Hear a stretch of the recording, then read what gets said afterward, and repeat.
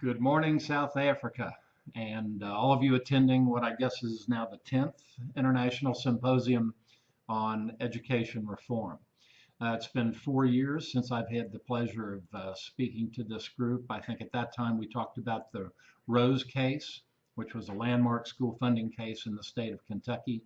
And today I hope to update you on what's been happening with the adoption of Common Core in the state. Let me begin by first thanking Dr. Lars Bjork and Dr. Justin Bathon of the University of Kentucky for making this presentation possible. And I would also like to extend greetings to Paul Kolditz of the South African Educational Governing Board. On February the 11th, 2010, in an unprecedented joint meeting, the Kentucky Board of Education met with Kentucky's Higher Education Authority and the agency in charge of teacher certification, and signed a resolution to implement the Common Core state standards in English language arts and mathematics. This act formalized Kentucky's commitment to adopt the new standards, the first state to do so. The study that I'm reporting today traces the antecedents to Kentucky's adoption of the standards as one expression of the corporate school reform movement as manifested here in the Commonwealth.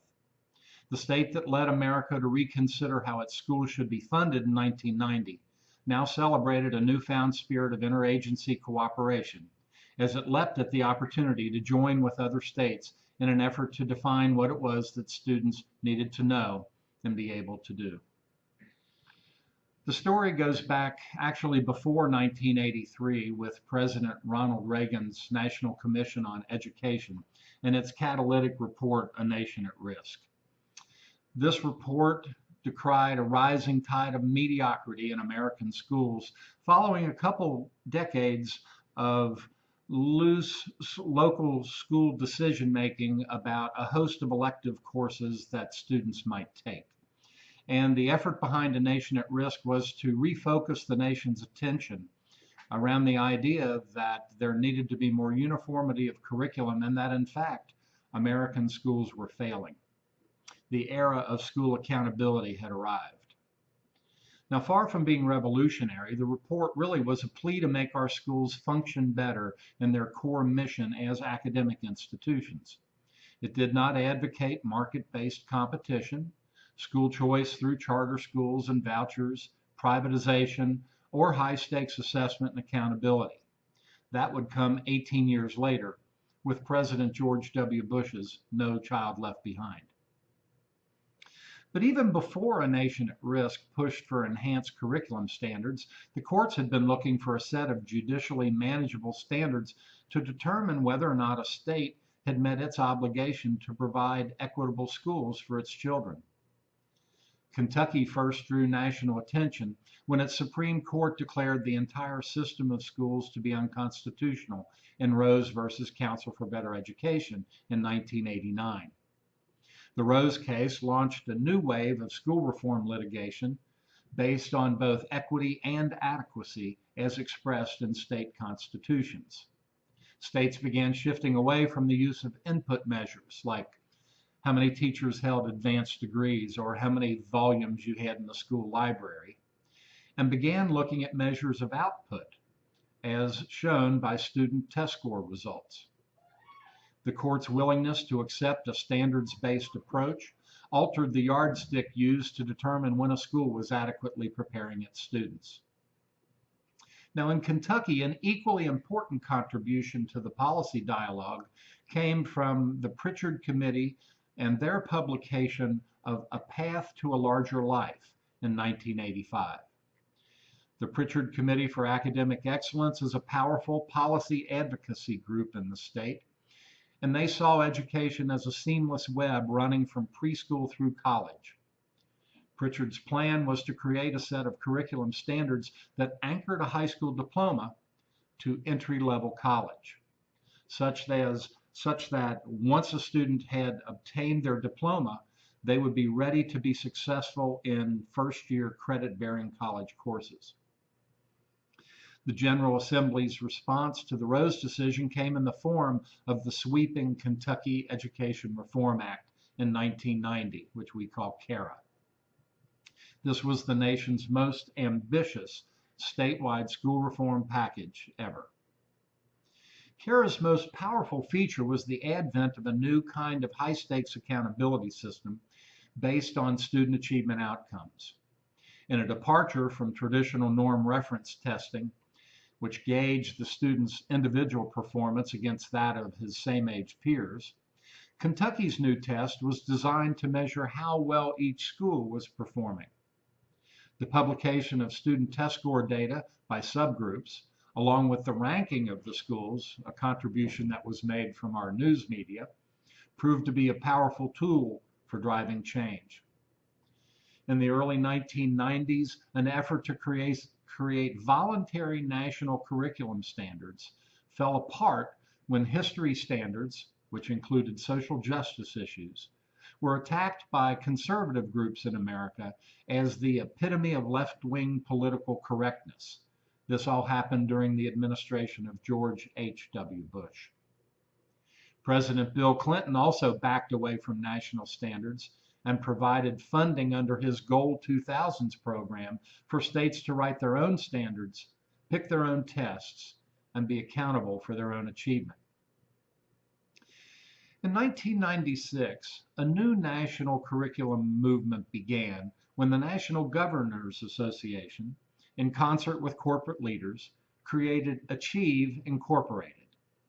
Achieve was an independent, bipartisan, nonprofit education reform organization based in Washington, D.C., that worked to help states raise academic standards and graduation requirements, improve assessments, and strengthen accountability.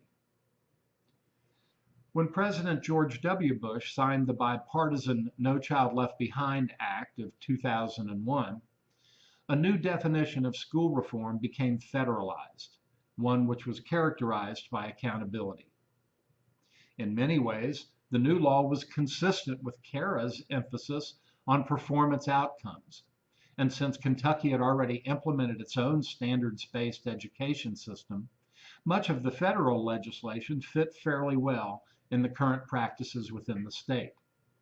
No Child Left Behind was noteworthy for its unapologetic national focus on measuring student outcomes and holding schools and districts accountable, something Kentucky had begun in 1990. Well, 13 years later, the Council for Better Education sued the state again in a case styled Young versus Williams. This 2003 case had plaintiffs that asked the Franklin County Circuit Court to declare the current funding system unconstitutional and require the General Assembly to raise taxes and mandate funding that is equitable and adequate for a proper education. The plaintiffs were students that attended 8 South Central Kentucky school districts, and the defendants again were the Senate President, the Speaker of the House, and the Governor. The root problem in Kentucky is the state's antiquated tax structure, which has not evolved as our economy has changed. We still have a tax structure based largely on manufacturing, when most of our state income is generated through services and other kinds of enterprises. The defense used KERA's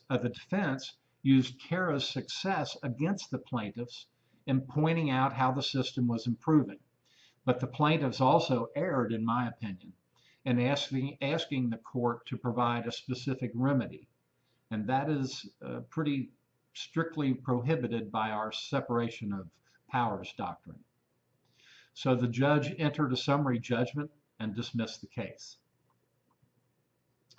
Back on the national scene, by 2005, the American Diploma Project began producing reports and boasted a network which included 85% of all public school students in America. The project, which is associated with Achieve and the National Governors Association, set out to align high school standards, assessments, and graduation requirements with college and career-ready demands. Kentucky signed on as one of 5 early partner states. In Ready or Not, Creating a High School Diploma That Counts, ADP describes specific content and skills in English and mathematics that graduates must master. Governors from 45 states joined in calling for the creation of Common Core standards aligned to college and career-ready expectations. Also, enhanced graduation requirements, high-stakes assessments, and P20 data systems that were capable of tracking student progress throughout a student's entire career. And also the attending accountability systems to collect and keep all that data in a repository and report that data out to the public. Kentucky's CATS test came under attack in the mid-2000s, and after a couple of unsuccessful attempts, a Republican-sponsored Senate Bill 1 was passed, and its design was to dismantle CATS. Senate Bill 1 called for new standards that were shorter, clearer, and better focused on students being ready for college, work, and global competition. As it turns out, national standards were becoming available in the form of Common Core. A few months before the passage of Senate Bill 1, the Common Core State Standards Initiative was launched.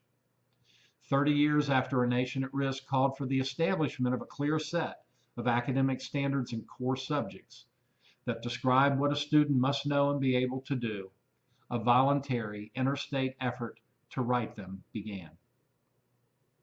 The Common Core State Standards Initiative is a state-led effort coordinated by the National Governors Association and the Council of Chief State School Officers. During the early years of implementation, states using the Common Core standards were expected to develop new shared methods for testing and reporting student progress to parents, teachers, officials, and the general public. But on July 24, 2009, President Barack Obama announced a $4.35 billion competitive Race to the Top program, which included multi-million-dollar grants. To be eligible, states had to adopt internationally benchmarked standards and assessments that prepare students for success in college and the workplace. But the support of the Obama administration for this hitherto voluntary national effort would create confusion as to whether the Common Core was a national effort or a federal effort. When viewed as a federal effort, Common Core became ripe for politics. Arguments in support of Common Core standards focused heavily on connecting the high school diploma with college and career readiness. Too many graduates were leaving high school unprepared to meet the demands of college and careers. High school graduation rates, although the highest in history, were still disappointing under state goals that called for 100% success. College admission tests were not aligned with high school curriculum because there wasn't a high school curriculum. There were 50. Economists estimated that the U.S. lost $16 billion each year due to the need for college remediation. Kentucky's early adoption of the not yet written Common Core standards in February of 2010 was met with great fanfare. Senate Bill 1 had created the first time in history that the three governing boards affecting P20 education in the state had met, and for the first time considered how to build that seamless educational system envisioned by the Pritchard Committee so many years before. Governor Steve Beshear hailed the Common Core adoption as a historic moment and said these standards will move us closer to our ultimate goal, a K-12 system that positions our children for success. Kentucky Education Commissioner Terry Holliday embraced the federal program and told the Assembly, if you want to know where our state's headed, read our Race to the Top grant. Unlike other states, Kentucky did not wait to get started. Although Kentucky would be recognized twice as a finalist, the state was unsuccessful in securing either a first or second round grant from Race to the Top.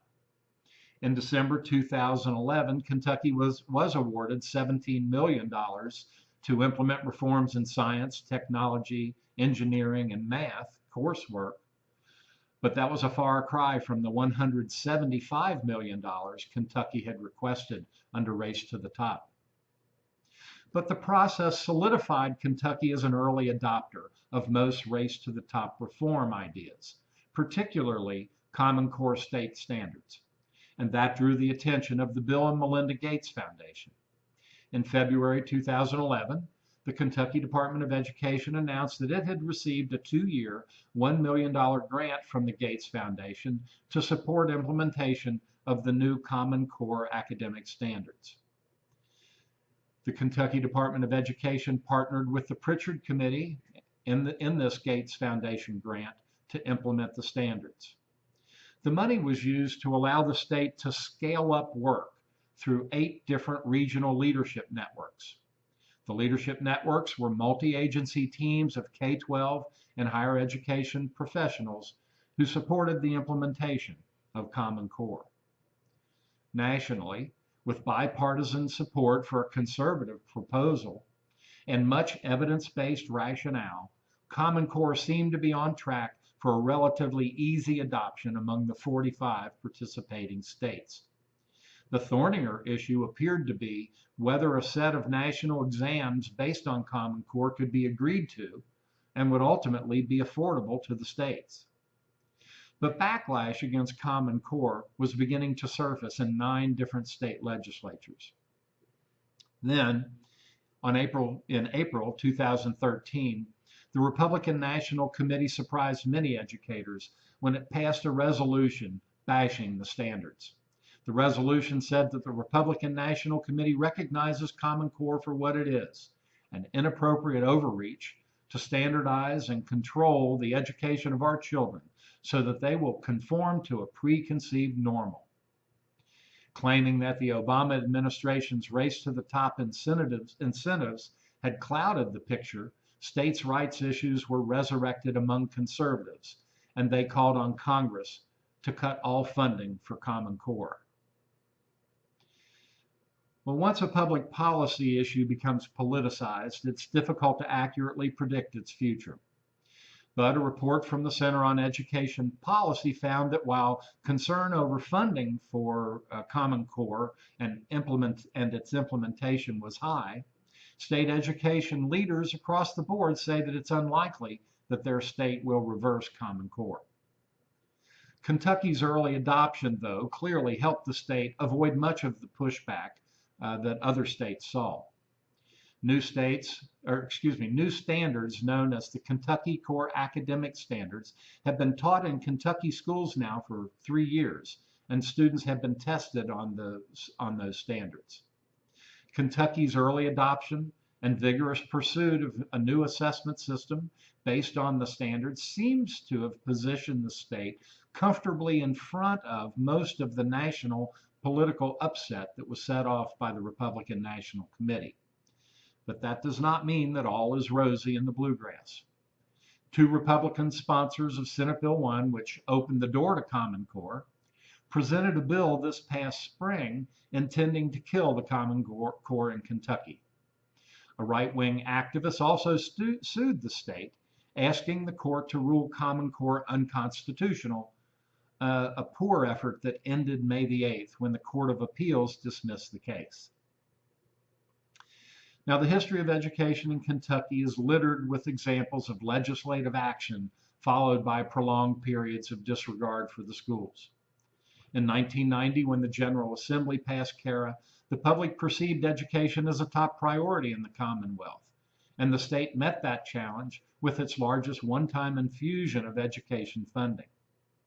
But since that time, Kentucky has shown significant progress in national rankings, and concern has eased in relation to other pressing problems.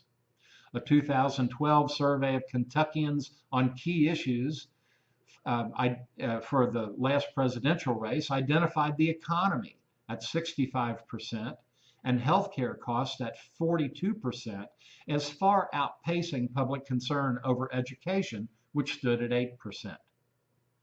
Given underfunded pension programs in the state and existing structural imbalances in the state budget, along with our antiquated tax structure, it remains to be seen whether a state legislature will provide adequate funding to support its educational mandates.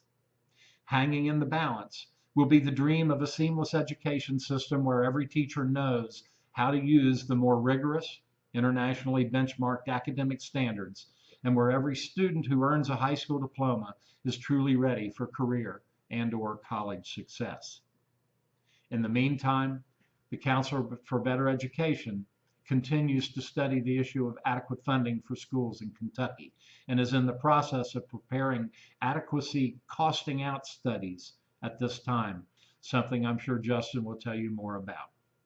Thanks again for allowing me to be with you virtually today. Have a wonderful conference.